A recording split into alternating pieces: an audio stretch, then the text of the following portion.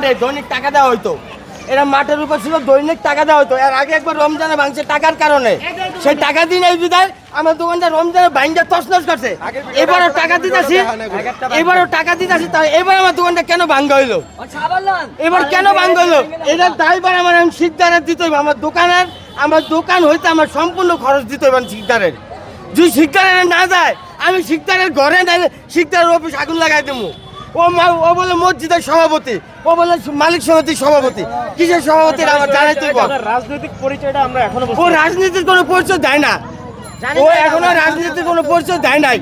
ও একটাই পরিচয় দেয় আমি মসজিদের সদস্য, দ্বিতীয়ত পরিচয় দেয় আমি মালিক সমিতির সভাপতি। টাকাগুলো তুলে উনি কি করে? টাকাগুলো উনি কি করে উনি জানে, প্রতি সপ্তাহে মিটিং করে, বিরিয়ানি কাচ্চি খায় প্রতি সপ্তাহে। তো টাকা দিও কি করে? আমার কথা, আমার এই ক্ষতিপূরণ আপনাদের লইয়া দিতে হইব। টাকা নেই দৈনিক, একদিন দোকান বন্ধ রাখলে টাকা নেই, একদিন টাকা নিল সব ফালাই দিতে ভাই। এইবারও এই শিকদার টাকা নেই, শিকদার এই এলাকার মা বাবা, শিকদার বলে এলাকার মা বাবা, ও টাকা নেই নিছে, আমার দোকানও ভাঙছে। আবার এর আগেও একবার ভাঙছে, টাকা দিন এই দেখা, এই টাকার কারণে একবার ভাঙছে আমার দোকান, এখন আবার ভাঙছে দোকান।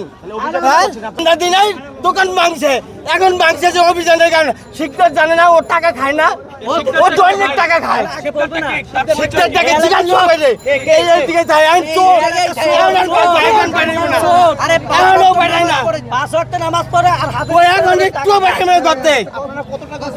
দৈনিক 100 টাকা, দৈনিক 100, দৈনিক 100।